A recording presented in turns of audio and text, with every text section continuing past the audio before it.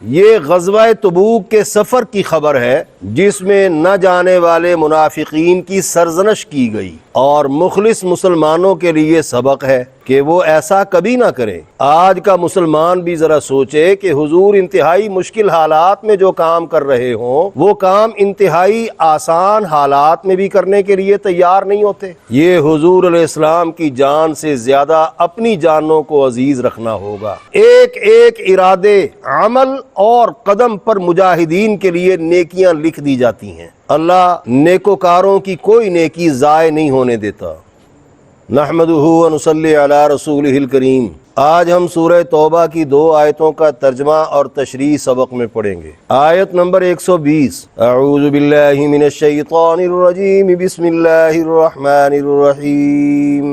ما كان لأهل المدينة ومن حولهم من الأعراب أن يتخلفوا عن رسول الله ولا يرغبوا بأنفسهم عن نفسه، ذلك بأنهم لا يصيبهم ظمأ ولا نصب ولا مخمصة في سبيل الله ولا يطؤون موطئا يغيظ الكفار ولا ينالون من عدو نيلا إلا كتب لهم به عمل صالح إن الله لا يضيع أجر المحسنين۔ اس کا ترجمہ سن لیجئے۔ مدینہ والوں اور ان کے آس پاس دیہات میں رہنے والوں کے لیے مناسب نہ تھا کہ وہ رسول اللہ سے پیچھے رہ جاتے اور نہ ہی اپنی جانوں کو ان کی جان سے زیادہ عزیز رکھتے۔ یہ اس لیے کہ اللہ کی راہ میں جب بھی انہیں پیاس لگتی، تھکن ہوتی اور بھوک ستاتی اور جو بھی چال وہ چلتے جس سے کفار کا غصہ بھڑکتا اور جو کچھ وہ دشمن سے چھیننے میں کامیاب ہوتے اس پر ان کے نامہ اعمال میں نیکی لکھ دی جاتی۔ بے شک اللہ نیکوکاروں کا اجر ضائع نہیں ہونے دیتا۔ اس کی تشریح ہے، یعنی رسول پاک علیہ السلام تو سخت گرم موسم میں تبوک کے جہاد پر نکل گئے ہوں اور مدینہ والے یا آس پاس دیہات والے پیچھے رہنے کو ترجیح دیں، دعوی ایمان کے اعتبار سے جن پر جانا فرض بھی تھا اور اخلاقی طور پر جن کا جانا بنتا بھی تھا، وہ اپنے گھروں میں ہی عیش کرتے پھریں اور حضور علیہ الصلوۃ والسلام کی فکر چھوڑ کر اپنا سکھ ڈھونڈتے رہیں۔ یہ بالکل بھی مناسب نہیں۔ یہ غزوہ تبوک کے سفر کی خبر ہے جس میں نہ جانے والے منافقین کی سرزنش کی گئی اور مخلص مسلمانوں کے لیے سبق ہے کہ وہ ایسا کبھی نہ کریں۔ آیت میں ایک خاص موقع کی مناسبت سے ہدایت ہے، لیکن چونکہ قرآن قیامت تک کے لیے ہے اس لیے اس کا اطلاق ہر زمانے میں ہر مسلمان پر ہوگا۔ آج کا مسلمان بھی ذرا سوچے کہ حضور انتہائی مشکل حالات میں جو کام کر رہے ہوں وہ کام انتہائی آسان حالات میں بھی کرنے کے لیے تیار نہیں ہوتے۔ یہ حضور علیہ السلام کی جان سے زیادہ اپنی جانوں کو عزیز رکھنا ہوگا، جبکہ قرآن پاک کی ایک آیت میں واضح طور پر ارشاد ہے، النبی اولیٰ بالمؤمنین من انفسہم۔ پیغمبر علیہ الصلوۃ والسلام کی ذات اور آپ کی جان روئے زمین پر موجود تمام مسلمانوں کے نزدیک زیادہ قیمتی ہے۔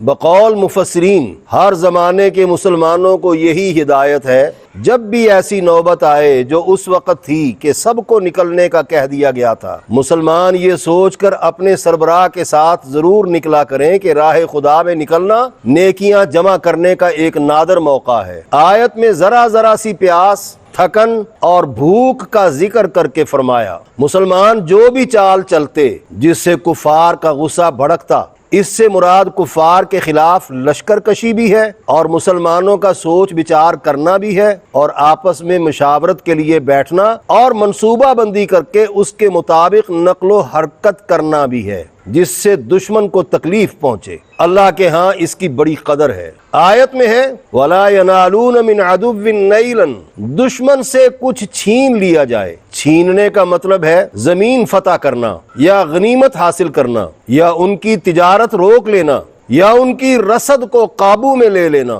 إِلَّا كُتِبَ لَهُمْ بِهِ عَمَلٌ صَالِحٌ، غرض ایک ایک ارادے، عمل اور قدم پر مجاہدین کے لیے نیکیاں لکھ دی جاتی ہیں۔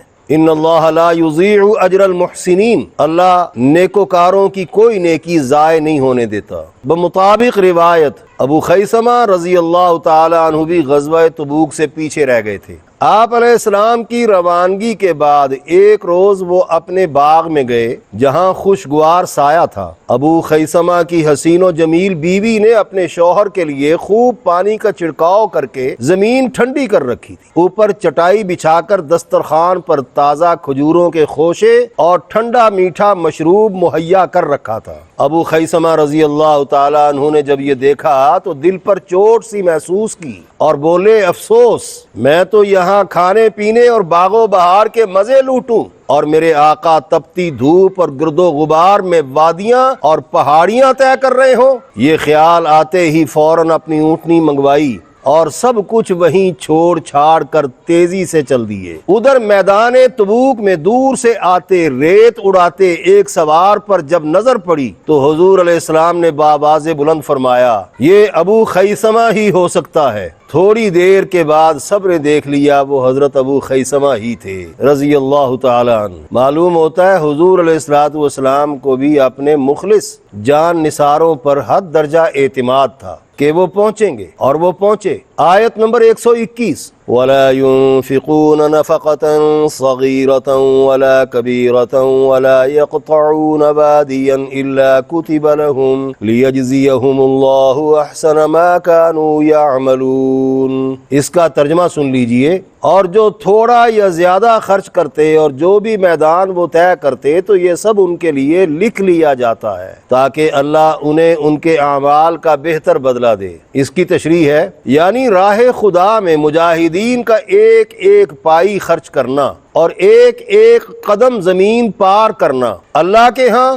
یا نیکیاں لکھنے والے فرشتوں کے ہاں لکھ لیا جاتا ہے تاکہ آخرت میں انہیں ان کے بہترین اعمال کا بدلہ یا پھر اعمال کا بہترین بدلہ دیا جا سکے، کیونکہ بہترین کر کے کیے گئے اعمال کی بھی اللہ کے ہاں قدر ہے اور اللہ کے پاس دینے کے لیے بدلہ بھی بہت بہترین ہے۔ دعا ہے اللہ تعالی ہمیں اپنے دین کی ترویج و اشاعت کے لیے کمر بستہ ہونے کی توفیق عطا فرمائے۔ آمین۔ ہر مشکل اور پریشانی میں اللہ کی جناب سے ملنے والے تحفے اللہ ہمارے نصیب میں بھی فرمائے۔ آمین۔ اللہم صلی علی سیدنا محمد